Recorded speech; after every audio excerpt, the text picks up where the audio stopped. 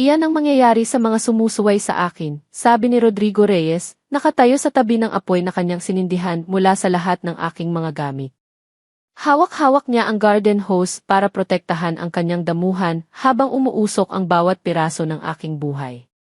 Ang aking mga damit, ang aking mga sketchpad, ang kuot na gawa ng aking lola, 3 taon ng kanyang pagtitiyaga at pagmamahal, lahat ay naging abo sa loob lamang ng ilang minuto. 17 taong gulang ako noon. Nakatayo lang ako at pinanood ang usok na umaangat sa langit. Wala akong sinabi. Wala akong masambit. 6 na taon pagkatapos, tumawag ako sa kanya. Sinagot niya sa unang tunog ng telepono. Tingnan mo ang iyong mailbox, ang sabi ko. Pagkatapos ay binaba ko ang tawag. Kung ano ang nahanap niya sa loob niyoon ng gabing iyon ay nagbago ng lahat, ngunit hindi sa paraang inaasahan niya. Bago ko ipagpatuloy ang kwentong ito, mangyaring i-like at i-subscribe kung nakaabot sa puso mo ang storyang ito. Ilagay ang inyong lokasyon at lokal na oras sa comments. Gusto kong malaman kung saan kayo nakikinig. Ang pangalan ko ay Maricel. 28 taong gulang na ako ngayon. Hayaan ninyong ibalik ko kayo sa Sitio Sampaguita, Barangay Kaypian, San Jose del Monte, Bulacan, sa bahay na numero 8 Bilig, 7-12, na siyang naging sentro ng lahat ng pananakit at lahat ng tagumpay sa buhay ko. Natatandaan ko pa ang araw na iyon na parang kahapon lang. Ika-14 na ng Marso, 9:00 ng umaga. Nagising ako sa amoy ng usok. Sa simula, naisip ko na may nagsusunog ng basura sa kalsada, karaniwan iyon sa aming lugar. Ngunit nang lumabas ako sa bakuran, nakita ko na ang apoy ay nasa aming sariling lupa. At sa kalagitnaan niyon, nakita ko ang aking lumang kuot, ang pinakamahalaga kong ari-arian, nasusunog na parang wala itong halaga. Lumuhod ako sa lupa. Hindi sa pagdarasal. Sa pagkabigla. Sa pagkawasak ng puso. Lumunok ako ng luha at nagpigil. Alam ko na kung iiyak ako, mas lalong magsasaya si Tatay Rodrigo. Kaya pinilit kong itaas ang aking ulo at tumingin sa kanya ng direkta sa mga mata. Binigyan ko siya ng titig na hindi ko pa kailanman ibinibigay sa kanya, isang titig na walang takot, walang pagtangis, at puno ng katahimikang nangangako. Sa sandaling iyon, kahit hindi ko ito alam, nagsimula na ang lahat. Para kay Rodrigo Reyes, ang bahay sa Gilig, 7-12, Sitio Sampaguita ay hindi lamang tirahan. Ito ang kanyang trofeo. Ang kanyang patunay na siya ay nagtagumpay. Itinayo niya ito noong 1978 sa pamamagitan ng sweat equity at isang maliit na pautang mula sa pag-ibig. Bawat semento, bawat bakal na poste, bawat tiles ng banyo, personal niyang pinili at binayaran. Ipinagmamalaki niya ito sa bawat pag-uusap, sa bawat pagtitipon ng pamilya, sa bawat bisita na dadating sa kanilang pintuan. Kapag pumapasok ang isang tao sa kanilang bakuran, ang una nilang makikita ay ang malinis na hardin na may mga rosas at santan. Palagi itong inaalagaan ni Tatay. Hindi dahil sa siya ay may pagmamahal sa halaman, kundi dahil sa hitsura. Para sa kanya, ang hitsura ng bahay ay sumasalamin sa hitsura ng kanyang pangalan. Ang Reyes na pamilya ay dapat laging tumingin na maayos, laging tumingin na matagumpay. Sa loob ng bahay, siya ang hari. Walang desisyon na gagawin nang hindi siya nagbibigay ng permiso. Kung anong programa ang panoorin sa telebisyon, si Tatay ang magpapasya. Kung saan kakain sa linggo, si Tatay ang hahawak ng pera. Kung sino ang pwedeng bisitahin ng kanyang mga anak, si Tatay ang magbibigay ng pahintulot. Ginawa niyang kulungan ang bahay na iyon nang hindi niya namamalayang ginagawa niya ito. Si Nanay Ligaya ay tahimik na sumunod sa lahat ng ito. Nakilala ko ang kanyang mga mata, palaging pagod, palaging malayo ang tingin, parang may bahagi ng kanyang sarili na nakatago sa isang lugar na hindi maabot ni Tatay. Minsan, kapag kami ay mag-ina lamang sa kusina, nagkukwento siya ng mga pangarap niya noong bata pa siya. Gusto niyang maging maestra. Gusto niyang makarating sa Maynila. Natupad ang isa, nakarating siya sa Maynila upang magtrabaho bilang kasambahay bago siya ikasal. Ngunit ang pangarap na maging maestra ay nananatili sa mga kwento na hindi natapos. Ang kuya ko na si Ronald ay iba. Para sa kanya, si Tatay ay bayani. Sinundan niya ang bawat hakbang ng aming ama, ang pagmamalasakit sa hitsura, ang pagiging mapaghari, ang paniniwala na ang lalaki ang may huling salita sa lahat. Palagi silang magkasama, nanonood ng basketball, nag-iinom ng beer sa labas ng garahe, nagtatawanan sa mga bagay na hindi ko maintindihan. At sa gitna ng lahat ng iyon, doon na ako nagsimulang magsalita sa aking mga sketchpad, ang tanging lugar kung saan ang aking boses ay hindi pinipigilan ng kahit sino. Mula pagkabata, naunawaan ko na may dalawang uri ng tao sa aming tahanan, ang mga pinagkakatiwalaan at ang mga pinagtatanggol sa pamamagitan ng takot. Ako ay nasa pangalawang grupo. Hindi ito sinabi sa akin ng direkta, ngunit naramdaman ko ito sa bawat detalye ng aming pang-araw-araw na buhay. Kapag si Ronald ay lumabas ng bahay nang walang pahintulot, tawa-tawa lang si tatay at sinasabi, lalaki kasi yan, mabilis ang paa. Kapag ako naman ay lumabas kahit isang oras lang, interogasyon agad, sino ang kasama, saan pupunta, anong oras babalik, bakit kailangan pa, hindi ba't mas ligtas sa bahay? Sa paaralan, matalino ako. Hindi ito isang opinyon, ito ay katotohan na pinatunayan ng aking mga marka. Lagi akong top 5 sa klase mula grades 1 hanggang 1-0. Nanalo ako ng Science Quiz B sa barangay level noong grade 6. Sumulat ako ng sanaysay na nanalo ng ika-2 sa buong lungsod ng San Jose del Monte noong ika-3 taon ng high school. Nang ipakita ko ang mga award na iyon sa aking ama, ang kanyang sagot ay palagi ring ganito, huwag maging mayabang. Ang mga papeles na iyan ay walang silbi sa mundo. Nagsimula akong mag-drawing noong 10 taong gulang. Ang aking lola na si Lola Karing, ang ina ng aking nanay, ang nagbigay sa akin ng aking unang sketchpad noong kaarawan ko. Pinalakpakan niya ang bawat dibuho ko, kahit simpleng tuldok at guhit lang. Sinabi niya, Maricel, ang kamay mo ay may mensahe na hindi kayang sabihin ng bibig. Nang pumanao siya noong ika-12 taon ko, iniwan niya sa akin ang kanyang pinakamahal na ari-arian, isang makulay na kuot na ginawa niya sa loob ng 3 taglamig, na bawat piraso ng tela ay may kwento ng buhay niya. Iyon ang pinaka-espesyal kong bagay sa buong mundo. Noong high school, natuklasan ko ang mga programa para sa mga deserving students. Isang teacher ko, si Ginoong Espinosa, ang nagpakilala sa akin ng CHED Scholarship at ng mga college entrance reviews. Nagsimula akong mangarap ng seryoso. Hindi lamang mangasa ng dunong, kundi lumabas ng bahay at itayo ang aking sariling buhay na walang kaugnayan sa pangalan ng Reyes. Iyon ang aking lihim na plano. Iyon ang aking pinakamahalagang sikreto, na sana ay nanatiling sikreto hanggang handa na ako. Ngunit hindi nangyari ang plano ko. Isang Miyerkules ng hapon, nakauwi si Tatay Rodrigo ng maaga. Karaniwan ay abala siya sa kanyang trabaho bilang supervisor sa isang construction company sa Caloocan. Ngunit ng araw na iyon, nasa sala siya nang umuwi ako mula sa paaralan. Nakaupo siya sa kanyang paboritong upuan, ang matandang leather chair na may basag sa kaliwang braso, at hawak-hawak ang isang folder. Ang aking folder. Ano ito, ang tanong niya. Malamig ang tono. Mas malamig kaysa karaniwan. Lumunok ako. Nakilala ko agad ang folder, ang aking mga application forms para sa VXP at HIGI, ang aking mga sulat ng rekomendasyon, ang aking test review materials. Lahat ng mga bagay na nagtago ko sa ilalim ng aking higaan sa loob ng 2 buwan. Gustong pumasok ng kolehiyo, ang sabi ko. Sinubukan kong panatilihing matatag ang aking boses. Hindi ko nagawa. Sino ang nagbigay sa iyo ng karapatang gumawa ng desisyon nang wala akong alam, ang sigaw niya. Nagtayo siya. Sa tuwing nagtitindig si tatay, luma ang nakakatakot sa loob ng aming bahay. Sinubukan kong ipaliwanag na hindi naman malayo ang paaralan na may scholarship na maaari akong makuha, na kaya ko itong gawin nang hindi kailangan ng malaking gastos. Ngunit sa bawat salita ko, parang lalong naglalab ang kanyang galit. Kinuha niya ang folder at lumabas sa bakuran. Sinundan ko siya. Nagbukas siya ng lumang drum na ginagamit nilang basurahan. Naglagay ng kahoy at dahon. Kinuha niya ang lighter mula sa kanyang bulsa, ang lumang zipo na regalo ng kanyang ama. At sinimulan niyang sunugin ang aking mga papel.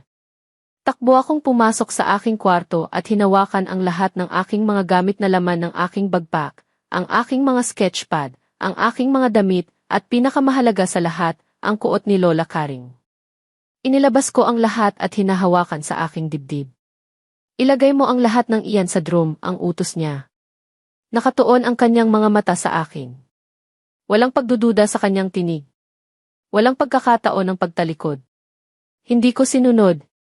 Ibinaba ko ang lahat sa lupa at nanatiling nakatayo. Kinuha niya ang lahat mula sa aking mga kamay, isang-isa, at inihagis sa apoy. Ang kuot ni Lola Karing ang huli. Panghuli akong narinig ang pag-utal ng tela bago ito naging uso. Hawak-hawak niya ang garden hose sa ibang kamay, nagbabantay na hindi umabot ang apoy sa kanyang damuhan. Ang kanyang damuhan. Mas pinahahalagahan niya ang kanyang damo kaysa sa aking sakit. Nang gabing iyon, hindi na ako nakatulog. Nakahiga ako sa aking higaan na walang kumot, walang unan, kinuha na ni tatay ang lahat pagkatapos ng apoy at inihagis sa labas. Nakinig ako sa tunog ng bahay, ang pagsasalita ng aking ama sa sala, ang tahimik na pag-iyak ng aking ina sa kusina, ang tawa ng aking kuya Ronald mula sa kanyang kwarto habang nanonood ng ED sa kanyang laptop. Para sa kanya, isang normal na gabi ito. Mga 2:00 ng madaling araw, may kumatok sa aking pinto ng marahan. Binaliwala ko. Pagkatapos ay may napansin akong bagay na dumaan sa ilalim ng pinto, isang manipis na sobre. Binuksan ko ito ng may pag-iingat. Sa loob ay may 3 bagay, ang aking birth certificate, ang aking report cards mula grade 1 hanggang grade 1-0, at 1,500 pisong papel na pera na nakabaluktot sa isang rubber band. Walang sulat. Walang pangalan. Ngunit alam ko kung sino ang nagpadala. Binukas ko ang aking window. Dahan-dahang lumabas. Hindi na ako nagdala ng kahit ano maliban sa sobre, ang damit na aking suot at ang aking lumang tsinelas. Lumipas ako sa harap ng bahay ni Aling Faye Santos, ang aming matandang kapitbahay na palaging may ngiti at palaging may mainit na pagkain para sa sinuman na nagugutom. Bago pa man ako kumatok, nabuksan na niya ang pinto. Alam ko na, ang sabi niya. Nanghihintay na kita. Hindi siya nagtatanong. Dinala niya ako sa loob, binigyan ng tasa ng mainit na gatas at tinapay. Pinahintulutan akong matulog sa kanyang sala sa isang lumang banig na may malinis na kumot. Nang sumunod na araw, tinulungan niya akong makarating sa Caloocan City Social Welfare Office, kung saan may koneksyon siya, isang dating estudyante niya na ngayon ay social worker. Mula doon, nai-refer ako sa Bahay Pag-asa Youth Center sa Quezon City. Isang ligtas na espasyo para sa mga kabataang katulad ko, hindi kriminal, hindi adik, kundi mga bata lang na pinalayas ng mga taong dapat sana ay nagmamahal sa kanila. Doon, para sa unang pagkakataon sa mahabang panahon, natulog akong walang takot na may kumakatok sa aking pintuan ng may galit. Para sa unang pagkakataon, nakaramdam ako ng katahimikan na hindi gawa sa pag-iingat, kundi tunay na katahimikan. Sa Bahay Pag-asa, nakilala ko si Ate Norma, isang social worker na halos 40 taong gulang na may boses na parang lupa pagkatapos ng ulan, malambot ngunit matatag. Tinuruan niya kami ng mga praktikal na bagay, paano mag-budget ng pera, paano mag-apply ng trabaho, paano makipag-ugnayan sa mga tanggapan ng pamahalaan para sa tulong pinansyal. Walang kondisyon na itinatanggap niya ang aming mga kwento. Wala siyang sinasabihang dapat sana TOT kung ikaw lang. Pakikingan lang niya at pagkatapos ay sabay ng magplano. Nang lumabas ako sa Bahay Pag-asa pagkatapos ng 3 buwan, may direksyon na ako. Nakahanap ako ng part-time na trabaho bilang cashier sa isang convenience store sa Cubao. Piso-piso ang itinago ko sa isang lumang lata ng Milo na nakatago sa ilalim ng aking higaan sa maliit na inuupahang kwarto sa isang boarding house sa Kamuning, Quezon City. 1,000 piso ang renta bawat buwan, kasama na ang maliligo sa CEC na ibinahagi ng 6 na tao. Sa umaga bago ang pasok, nag-aaral ako. Nagparehistro ako sa TESDA para sa libreng kurso sa bookkeeping at basic business management. Natapos ko ito sa loob ng 6 na buwan. Ginamit ko ang sertipiko upang makapagtrabaho bilang part-time bookkeeper sa isang maliit na accounting firm sa Espana, Manila. Sa gabi naman, nagtatrabaho pa rin ako sa convenience store. 8 oras ng trabaho sa umaga, 4 na oras ng pag-aaral, 4 na oras ng trabaho sa gabi. Iyon ang aking schedule sa loob ng mahigit 2 taon. Hindi ako nagpadala ng mensahe sa aking pamilya. Hindi ko sinubukang makipag-ugnayan sa aking ina, kahit na palagi akong nag-aalala sa kanya. Natatakot akong malaman ni tatay kung nasaan ako. Isang beses, may nakatanggap akong mensahe sa Facebook mula sa isang pinsan na nagsabi na hinahanap daw ako ni nanay. Binuksan ko ang mensahe, binasa, at pagkatapos ay ipinasara ang aking account. Hindi pa ako handa. Ang tanging nagpanatili sa akin sa katinuan ay ang aking bagong sketchpad, isang murang Crayola at Manila paper na binili ko sa Divisoria para sa 10 piso. Sa gabi, bago matulog, gumuguhit ako. Hindi na ako gumuguhit ng mga pantasya tulad noong bata ako. Gumuguhit na ako ng mga blueprint ng mga gusali, mga plano ng mga bahay, mga larawan ng mga lupa at kalye. Hindi ko pa alam noon na ang mga guhit na iyon ay maagang anyo ng aking kinabukasan. Sa 3 taon ng aking buhay sa labas ng pamilya, natuklasan ko ang isang bagay sa internet, ang CHED Unified Financial Assistance System for Tertiary Education, o ang tinatawag na UNIFAST. Nagbibigay ito ng libreng kolehiyo sa mga estudyanteng katulad ko sa mga state universities. Nag-apply ako sa Polytechnic University of the Philippines sa main campus sa STA. Mesa, Manila, isang tricycle at 2 beses ng PhD ang layo mula sa aking boarding house. Tinanggap ako sa Business Administration Program. Ito ang pinakamalaking pasasalamat na natanggap ko sa buhay ko. Niyakap ko ang aking enrollment form sa loob ng EHK station nang walang kahiya-hiya habang ang mga tao ay nagtatakbuhan sa paligid ko. Umiyak ako. Hindi sa kalungkutan, sa kagalakan. Isang kagalakan na hindi ko pa naramdaman noon. Habang nag-aaral, patuloy akong nagtatrabaho. Lumipat ako sa isang mas murang boarding house sa Tondo, 700 ang renta bawat buwan, mas malayo sa campus, ngunit mas matipid. Bumaba na ako sa isang trabaho lamang, ang bookkeeping work, upang makapag-focus sa pag-aaral. Sa weekends, nagtatrabaho ako bilang part-time assistant sa isang real estate office sa Makati kung saan ang aking TESDA supervisor ay may kaibigan na may opisina roon. Doon sa real estate office, nakilala ko si Ma'am Lorena Cruz, isang pre-licensed real estate broker, halos 10 taon nang nasa larangan. Maliit ang kanyang opisina, ngunit malaki ang kanyang kaalaman. Unti-unti akong natututo sa kanya, kung paano basahin ang titulo ng lupa, kung paano malaman kung may encumbrance ang isang property, kung paano gamitin ang Registry of Deeds para sa verification, kung paano kalkulahin ang realistic na market value ng isang bahay base sa lokasyon at kondisyon. Maricel, may hilig ka sa mga numero at may talino sa tao. Dapat maging broker ka, ang sabi niya sa akin isang araw habang naglalakad kami mula sa Registry of Deeds ng Pasig. Hindi ako agad sumagot. Ngunit natanim iyon sa aking isipan. At sa bawat gabi na gumuguhit ako ng mga blueprint, naisip ko, paano kung ang mga guhit na ito ay magiging tunay? Paano kung ang mga pader na itinayo ng aking ama bilang kulungan ay maaaring maging pinto na binuksan ko para sa aking sarili? Natapos ko ang aking Bachelor of Science in Business Administration, major in Financial Management, sa edad na 24 na taong gulang. Walang pamilya na dumalo sa aking graduation. Si Ma'am Lorena at 2 kaibigan ko sa opisina ang sumama. Nagpahinto kami sa isang karinderya sa Quiapo pagkatapos at nagkain ng pares at sinigang. Para sa akin, iyon ang pinakamasayang handaan na nagawa ko para sa aking sarili. Sa loob ng susunod na 1 taon, naghanda ako para sa EA Real Estate Broker Licensure Examination. Bumili ako ng review materials mula sa isang review center sa Sampaloc. 500 ang bayad bawat Sabado ng review session, medyo mahal para sa akin noon, ngunit kinikilala ko itong investment. Pinag-aralan ko ang lahat, ang Real Estate Service Act, ang Presidential Decree 957, ang mga patakaran ng LURB at ng DSUD, ang tax implications ng mga property transactions, ang prinsipyo ng foreclosure sa ilalim ng Act 3135. Noong araw ng eksaminasyon, nagising ako ng alas 4 ng umaga. Nagdasal ako sa harap ng maliit na imahen ni San Jose na nakalagay sa aking mesa, regalo ng aking boarding house landlady. Pagkatapos ay naglakad ako papunta sa malapit na simbahan para sa isang maikling panalangin at sumakay ng jeepney patungong EHI sa Manila. Dumaan ang ilang linggo bago lumabas ang resulta. Ang araw na nakita ko ang aking pangalan sa listahan ng mga pumasa, Reyes, Maricel de, natumba ako sa upuan ko sa internet cafe sa Blumentritt. Ang taong nasa katabi ko ay nagtatanong kung maayos lang ako. Tumango lang ako.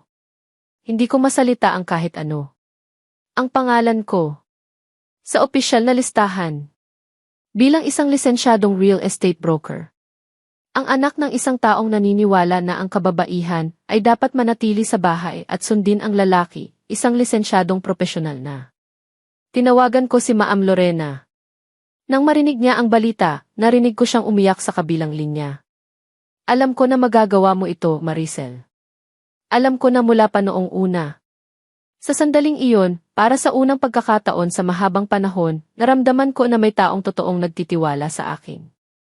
2 taon pagkatapos ng aking lisensya, nagtayo ako ng aking sariling maliit na brokerage office sa Nueva Ecija Manila Road, San Jose del Monte, Bulacan, malapit sa lugar kung saan ako lumaki.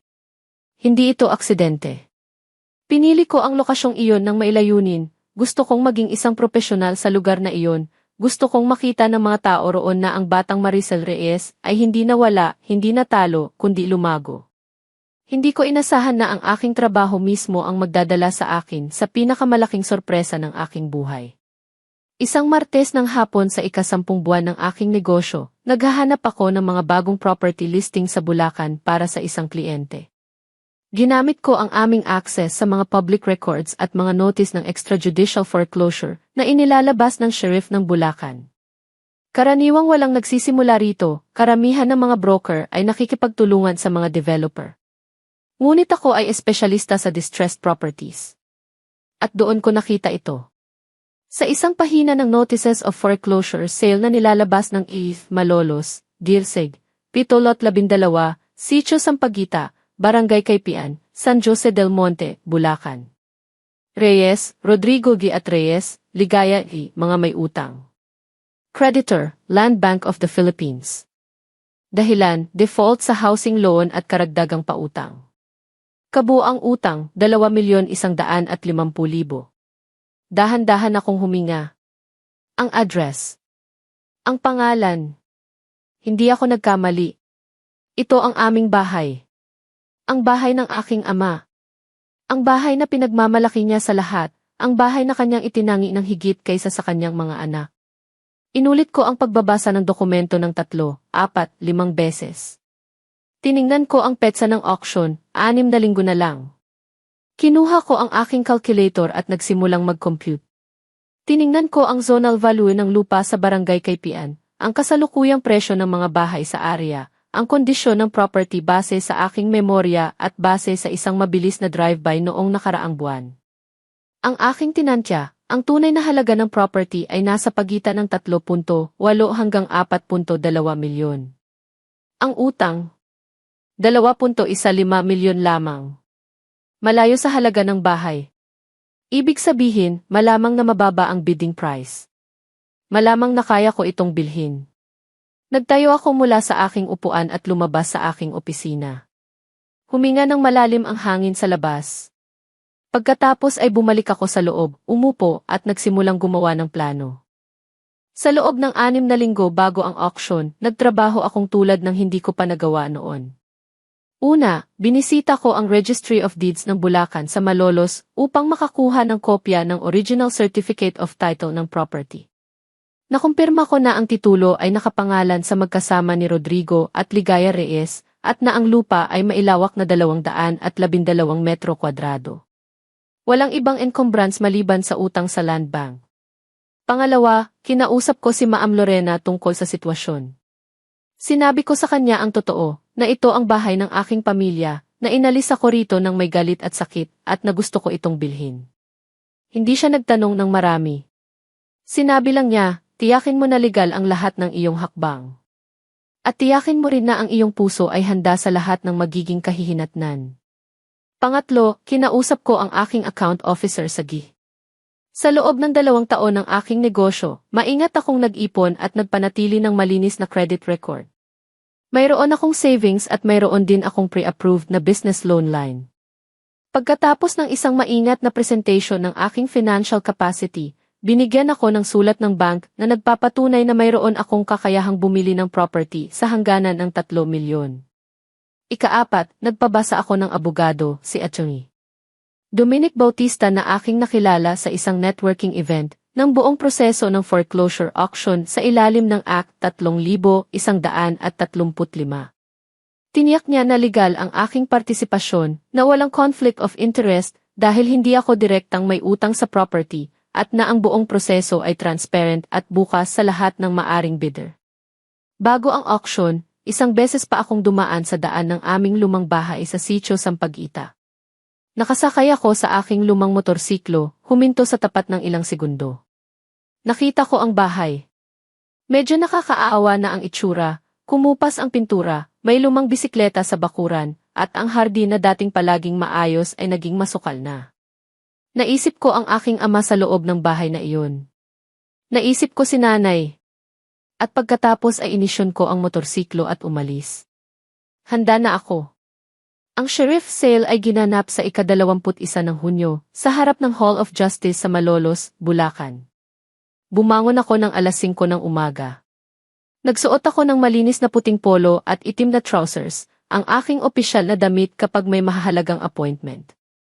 Kinain ko ang aking almusal ng tahimik sa isang tapsilogan sa Kalumpit, nakinig sa umuusad na trapiko sa labas, at pinalago ang aking katahimikan. Dumating ako sa Fees Compound ng mag-aala 8. Ilan pa lamang ang naroon, ang sheriff, ang 2 representante mula sa Land Bank, at 2 iba pang bidder na hindi ko kenal. Sa ganitong uri ng auction, hindi maraming dumadalo. Karamihan ay hindi alam kung paano gumagana ang sistema ng extrajudicial foreclosure sale. Ang kaalaman ko dito ay isa sa aking mga kalamangan. Sinabi ng sheriff ang mga alituntunin. Ang minimum bid ay 2,150,000, ang kabuuang utang kasama ang interes at gastos. Ang bawat pagtaas ng bid ay dapat na hindi bababa sa 50,000. Ang nananalunan ay dapat magdeposito ng 10% cash o manager's check sa loob ng 1 oras. Nagsimula ang bidding. Ang unang bidder ay nagbigay ng 2,200,000. Ang ikalawa ay 2,300,000. Tumigil ang ikalawa pagkatapos ng ika-3 bid. Ang natirang bidder at ako ay nagpatuloy. Pataas ito ng pataas, 2,450,000. 2,550,000. 2,650,000. Sa 2,700,000, tumigil ang huling kakumpetensya ko. 2,700,000 piso, ang sabi ng sheriff. May nagbibigay ba ng mas mataas? Naghintay ako ng 10 segundo. Naramdaman ko ang tibok ng aking puso sa aking tainga. At pagkatapos ay itinataas ko ang aking bidder number. 2,800,000 piso, ang sabi ko. Matatag. Malinaw. Tiningnan ng kabilang bidder ang sheriff. Umiling siya. 2,800,000 piso, minsan. 2 beses. 3 beses. Pinalo ng sheriff ang kanyang mesa. Ibinebenta sa bidder number 77. Dahan-dahan akong huminga. Isang matagal, malalim at payapang paghinga. Kinuha ko ang aking manager's check mula sa aking envelope at ibinigay sa sheriff's representative. Sa linya ng PAY, Land Bank of the Philippines. Sa halaga, 280,000 ang 10% ng aking bid. Inilabas ko ang aking ballpen at nilagdaan ang deed of sale. Sa linya ng pangalan ng bagong may-ari, Reyes, Mariselve, kapag binasa mo ito ng mabilis, mukhang ito ay pangalan ng dating may-ari, ngunit ito na ay aking pangalan. Ngayon, ito ang pangalan ng bagong hari ng bahay. Pagkatapos ng auction, bumalik ako sa aking opisina at nagsimulang ihanda ang lahat ng kinakailangang dokumento, ang deed of absolute sale, ang certificate of sale, ang mga requirements para sa transfer of title sa Registry of Deeds ng Bulacan. Tumagal ito ng ilang linggo ng papeles at pag-follow up, ngunit sa patnubay ni Atty. Bautista, maayos na natuloy ang lahat. Nang matanggap ko ang bagong transfer certificate of title na nakapangalan na sa aking pangalan, umupo ako sa aking opisina ng mahabang panahon at tinitingnan lang ito. Ang lupa. Ang bahay. Opisyal na sa pangalan ko. At pagkatapos ay nagsimula ako gumawa ng isang bagay na matagal ko nang pinag-isipan. Nagprint ako ng larawan ng bahay, isang maliit, malinaw na litrato na kinuha ko sa aking drive-by noong nakaraan. Sa likod ng larawan, sumulat ako ng ilang salita sa malinis na titik, bagong may-ari. Mangyaring kumausap sa inyong abogado. Al Reyes. Naglagay din ako ng opisyal na kopya ng notice to vacate na inihanda ni Atty. Bautista, nagbibigay ng 30 araw sa mga kasalukuyang naninirahan na maayos na lisanin ang property. Pinagsamang-sama ko ang lahat sa isang puting sobre. At 1 linggo ng hapon, nag-drive ako papunta sa Sitio Sampaguita. Hindi ko siniseryoso kung makikita ko siya o hindi. Huminto ako sa harap ng mailbox na may pangalang Reyes, ang aking apelyido rin. Inilagay ko ang sobre. Sumakay ulit sa aking kotse. Bumaba ang aking telepono. Isang tawag mula sa numerong hindi ko kilala. Sinagot ko. Maricel. Boses ng aking ama. Agad kong nakilala, nakakuyom na ngunit medyo gulat. Ikaw ba ito? Tatay. Kalmado ang aking boses. Ano ang ibig sabihin ng sulat na ito? Nagbiro ka ba? Parang ayaw niyang maniwala. Parang inaasahan niya na may pagkakamali. Wala akong biro, tatay. Ang bahay ay nakaupo na sa aking pangalan sa Registry of Deeds ng Bulacan. Mayroon kang 30 araw. Kung kailangan mo ng tulong sa pag-alis ng iyong mga gamit, pwede kang humingi ng tulong sa barangay hall ng Kaypian. Sandali lang nakatahimikan sa kabilang linya. Hindi mo magagawa ito. Nagawa na, ang sagot ko. Magandang hapon, tatay. Binaba ko ang tawag. 3 araw pagkatapos ng aking tawag, may huminto na sasakyan sa harap ng aking opisina, isang lumang Toyota Revo na pamilyar sa akin mula pagkabata. Lumabas si Rodrigo Reyes. Nakadamit siya ng maayos, kuna-kurso pang nakapolo shirt, ngunit ang kanyang mukha ay nakakunot ng galit. Sinundan siya ni Ronald. Ito ang kauna-unahang beses ko silang nakita sa loob ng mahigit 10 taon. Pumasok sila sa aking opisina nang hindi ko makatok. Nakatayo ang aking sekretary, gulat at hindi alam ang gagawin. Ginawaran ko siya ng isang tango at isinigaw ko ang isang simpleng signal, natandaan niya ang aming napagkasunduan na kung may ganitong pangyayari, tawagan ang attorney Bautista at manatiling nasa labas ng opisina. Maricel, ang sabi ng aking ama. Ipaliwanag mo sa akin kung ano ang nangyayari. Sabi sa papel na ito, ikaw ang may-ari ng aming bahay. Tumayo ako mula sa aking upuan. Nag-alok ako ng upo sa 2. Tumayo lang sila. Tatay. Binili ko ang bahay sa foreclosure auction ng Land Bank noong ika-21 ng Hunyo. Lahat ay legal.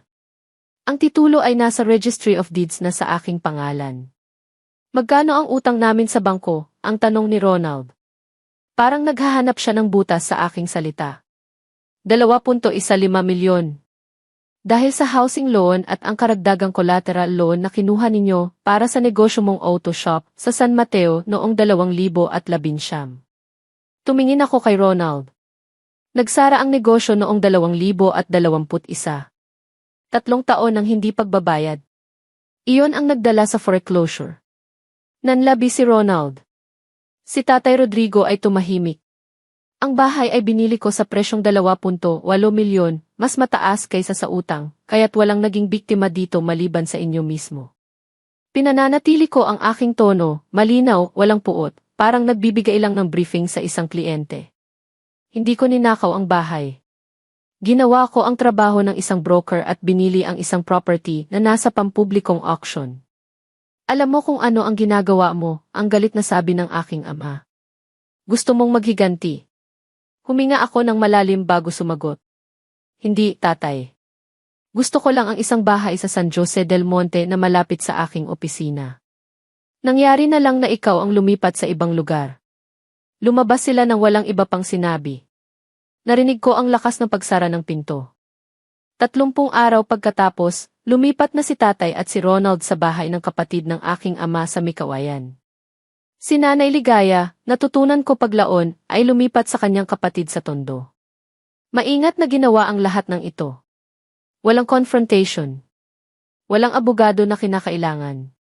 Lumipat sila sa takdang oras. Nang pumasok ako sa bahay sa unang pagkakataon bilang may-ari, huminto ako sa pintuan. Nandoon pa rin ang maamoy ng bahay, isang pinagsamang amoy ng lumang semento, ng pagkain, ng kung anong hindi ko mabigyan ng pangalan, ngunit kilala ng aking katawan mula pagkabata. Dahan-dahan akong naglakad sa loob. Tiningnan ang bawat sulok. Ang sala. Ang kusina. Ang bawat kwarto. Sa pinakahuli, pumasok ako sa aking lumang kwarto. Walang laman na ngayon. Kahoy na sahig, puting pader, isang bintana na nakatanaw sa bakuran. Umupo ako sa sahig. Nananatili akong nakatayo sa gitna ng kwarto sa loob ng mahabang sandali. At pagkatapos ay napansin ko ito, sa kanto ng kwarto, sa ilalim ng lumang aparador na hindi pa nila natanggal. Isang maliit na kahon ng sapatos. Lumang kahon, ang uri na ginagamit para sa mga lumang dokumento. Kinuha ko ito at binuksan. Sa loob ay may ilang bagay. Isang lumang retrato ng aming pamilya, noong 8 pa lang ako, nakangiti ang lahat. Isang piraso ng tela, isang parisukat na kulay-makulay, sira-sira ang gilid, ngunit nakikilala ko agad ang pattern. Ito ay isang piraso ng kuot ni Lola Karing. Hindi lahat ay nasunog. May isang piraso na naligtas. At sa ilalim ng lahat, ilang sketches. Mga lumang drawing ko mula pagkabata. Ang mga dibuho ko na akala ko ay nasunog na lahat. Dati-rati, maliit, mga guhit ng mga bahay at puno at tao. Sa isang panig ng isang sketch, may sulat kamay na nagsasabi, para kay Maricel, ang aking guhit na anak. Sulat kamay ng aking lola. Kumuha ng luha sa aking mga mata. Hindi ko hinawakan ang mga bagay. Nanatili akong nakatuong tumingin sa kanila.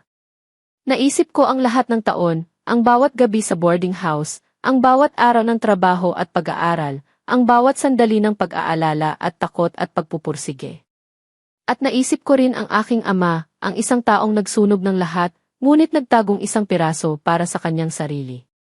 Kahit walang humingi sa kanya ng tawad, kahit wala siyang sinabi, iyon ay sapat. Hindi ito nagbabago ng lahat. Ngunit nagbabago ito ng kaunti. Ilang buwan pagkatapos ng aking pagpasok sa bahay, nakatanggap ako ng isang tawag mula sa isang numerong hindi ko kilala. Nang sagutin ko, narinig ko ang mahinang boses ng aking ina. Maricel. Ako ito, ang iyong nanay. Isang katahimikang puno ng timbang ang dumaan sa pagitan namin. Hindi ko agad nagsalita.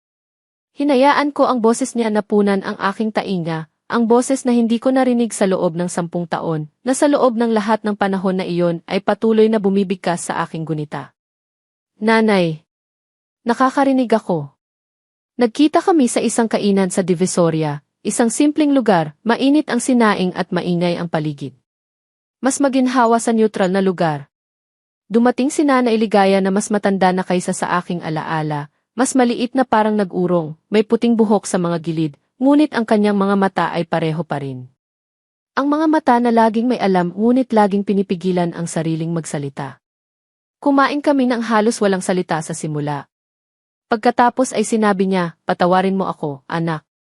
Para sa lahat ng hindi ko nagawa. Tumingin ako sa kanya ng matagal. At pagkatapos ay sinabi ko, alam ko na hindi madali ang iyong sitwasyon, nanay. Nakaratay ka rin. Hindi ko na gustong panatilihin ang galit sa ating puso. Nag-alok ako sa kanya na lumipat sa bahay. Hindi libre, may kasunduan kami ni Atty. Bautista na gumawa ng formal na lease agreement para sa 2,000 bawat buwan, simbolikal na halaga na nagbibigay ng dignidad sa kanya at nagpapanatiling malinaw ang aming hangganan. Hindi charity. Partnership. Ngayon, nandoon na si nanay sa bahay sa Sitio Sampaguita. Nag-aalaga siya ng hardin, hindi na mga rosas para sa hitsura, kundi mga talong at kamatis para sa pagkain. Ang dating sala ay naging maliit na negosyo niya, nagbebenta siya ng homemade na kakanin sa barangay. Minsan, nang bisitahin ko siya isang linggo ng hapon, natagpuan ko siya na nakaupo sa lumang upuan sa sala, nanonood ng teleserye at kumakain ng mais. Umiti siya nang makita ako. Isang ngiti na hindi ko nakita sa kanya noon, isang tunay, malaya at walang takot na ngiti. Ang kahon ng sapatos ay nasa aking opisina na ngayon, nasa isang malinaw na lalagyan sa ibabaw ng aking bookshelf. Kasama ang piraso ng kuot ni Lola Karing. Kasama ang aking mga lumang sketch. Tuwing nakakakita ako nito, hindi na ako umiiyak. Nagpapasalamat na lang ako. Ang apoy na sinindihan ng aking ama ay hindi siya nagtayo ng kapangyarihan, nagbigay ito sa akin ng lakas para itayo ang aking sariling buhay. At ang bahay na noon ay kulungan ko, ngayon, ito ang aking tahanan.